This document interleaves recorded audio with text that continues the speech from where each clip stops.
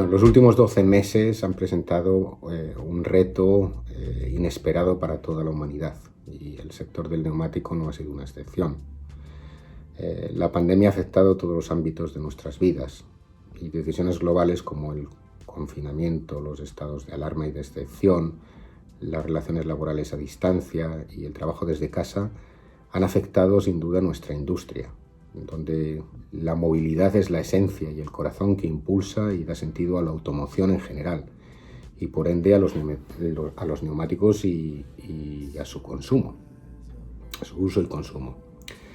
Si bien es cierto que todos los países y mercados han tenido que asumir los mismos retos, también es cierto que las medidas y decisiones, el momento en que se han tomado estas medidas y decisiones por cada gobierno, han variado tremendamente y tenido matices distintos que probablemente afectarán pues, a dichos mercados y a sus economías a medio y a largo plazo.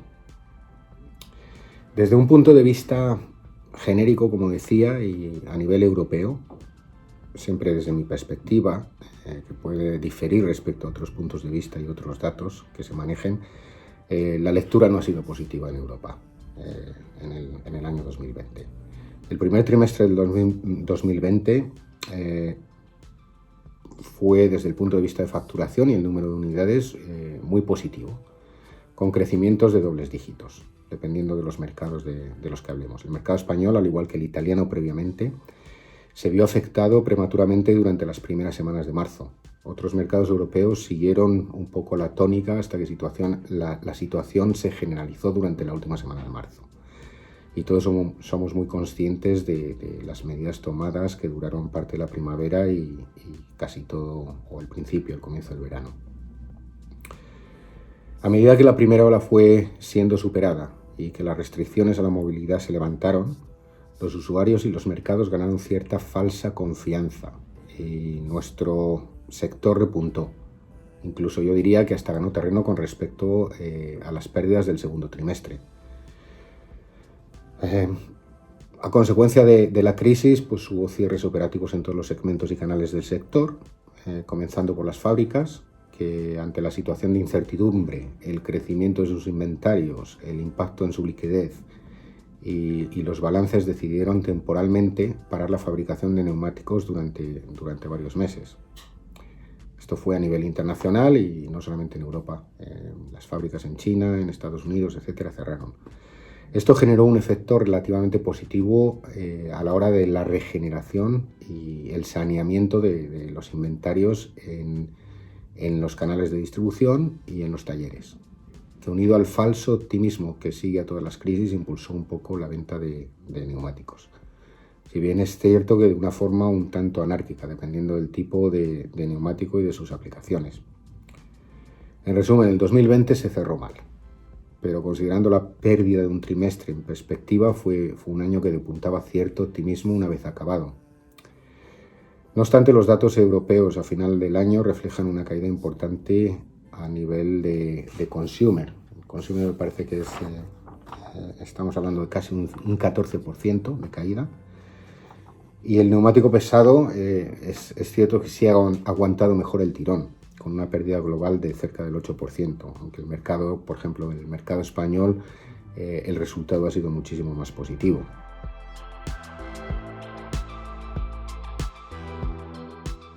Por mi parte, obviamente el 2020 ha dejado una serie de secuelas y una serie de cambios estructurales en nuestra sociedad que afectarán a nuestro sector. Son cambios globales, entre ellos están, por ejemplo, la situación laboral, donde el trabajo a distancia, las videoconferencias, las reuniones virtuales y la colaboración tecnológica han demostrado que no es necesario, en muchos casos, el uso permanente de las oficinas. El impacto que esto pueda tener a futuro pues, está todavía por determinar. Otro efecto de lo que ha ocurrido en los últimos meses es la aceleración en la consolidación dentro de los distintos sectores. En los próximos meses, y bajo mi punto de vista, habrá mucho movimiento en el sector, pero también en otros sectores. Esto ya es algo que está ocurriendo en ciertos países europeos, como por ejemplo en el Reino Unido y en Alemania, donde se está acelerando el ritmo de adquisiciones de redes de talleres, recambistas y la integración de los talleres y distribuidores más pequeños en unas estructuras un poco más amplias. Si bien es cierto que habrá movimientos tradicionales, como por ejemplo la compra de Cooper por parte de Goodyear a nivel de fabricantes, en muchos casos estas adquisiciones o fusiones son intersectoriales y serán un poco más complejas. Empresas que vienen de sectores muy diversos, como la compra de Prometeon, que es Pirelli Camión, por parte de Aelus, que a su vez pertenece a una empresa química china, que se llama Chen China, y otras veces incluso más complejas todavía, la compra, por ejemplo, de Universal, que es un distribuidor con una serie de redes, una red de taller en el Reino Unido, Maconic en Escocia por parte de Halfords, que a su vez pertenece a un fondo de inversión. Entonces, creo que los próximos meses depuntarán una aceleración en movimientos que en algunos casos serán seísmicos.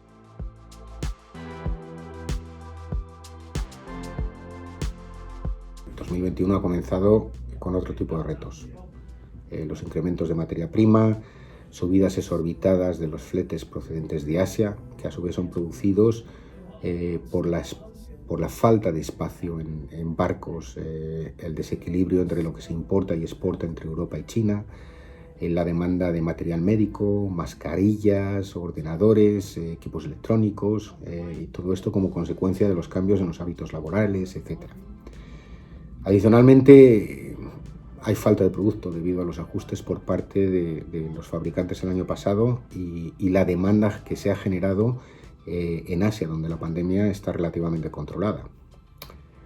Todos cambios temporales, pero obviamente repercuten de forma negativa en importadores de productos asiáticos, beneficiando marcas quality, por ejemplo, en particular, bueno, no voy a decir nombres, pero sí que han visto un renacimiento las marcas quality. El 2021 ha comenzado como acabó más o menos, bueno, no como acabó, como con la tónica que seguía el 2020.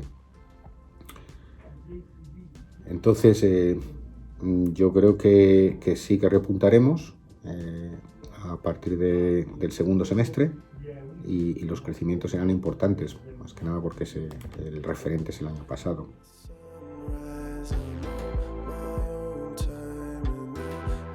Sin duda ha habido un resurgir de las marcas quality en general, no solamente en España, y la polarización que se ha venido viendo en los últimos años entre marcas premium y económicas se ha difuminado, donde las marcas quality han tenido un impulso bastante importante en los últimos meses, volviendo quizá a una estructura más tradicional, y es probable que continuemos así durante un tiempo determinado.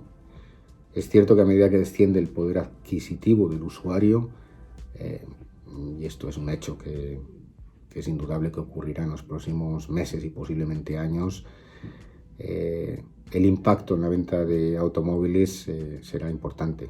Y esto se traslada en un envejecimiento del parque automovilístico, donde los beneficiarios, los más beneficiados, son las marcas más económicas.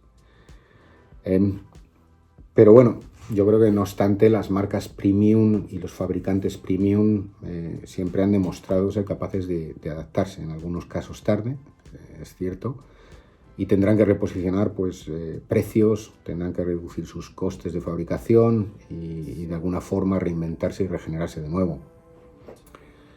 No obstante, yo creo que no hay que descartar tampoco el impacto que puedan tener los gobiernos a la hora de legislar, restringir y tasar ciertos tipos de vehículos e impulsar otros. Los eléctricos, por ejemplo, y los híbridos son un ejemplo en favor del diésel, que se ha venido penalizando y se continuará penalizando durante los próximos años. En este sentido, yo creo que los neumáticos premium pueden encontrar un mercado que antes era quizá solamente un nicho, y en el que de momento tienen cierta ventaja con respecto a las marcas asiáticas y las marcas más económicas.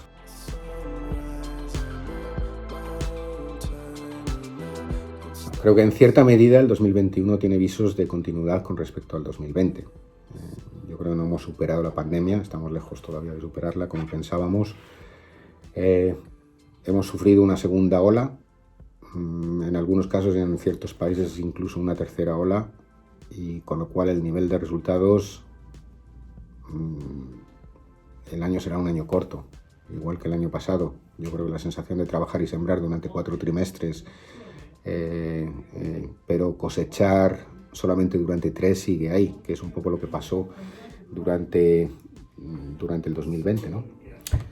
Todavía hay muchísima incertidumbre. La incertidumbre nunca es buena en los negocios.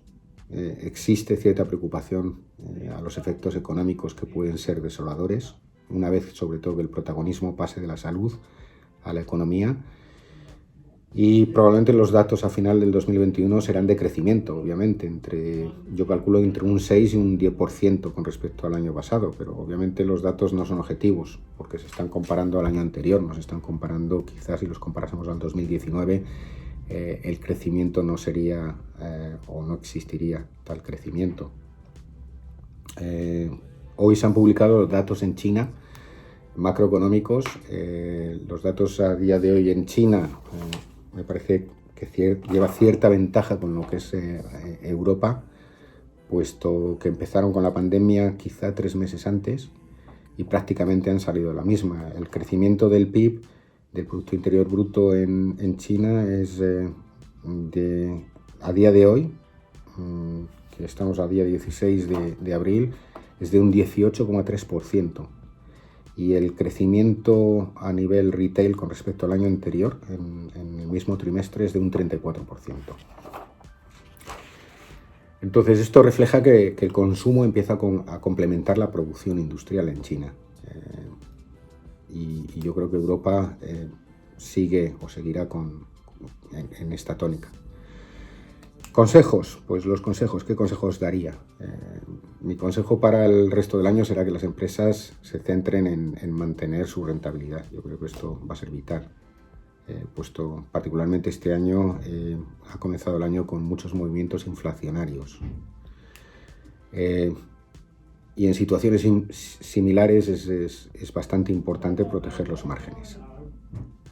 Aprovechar también estas circunstancias para hacer cambios estructurales dentro de las compañías será vital, particularmente apoyarse en la tecnología y en los sistemas. Hoy en día los sistemas son importantes y saber gestionarlos es parte del talento de una empresa.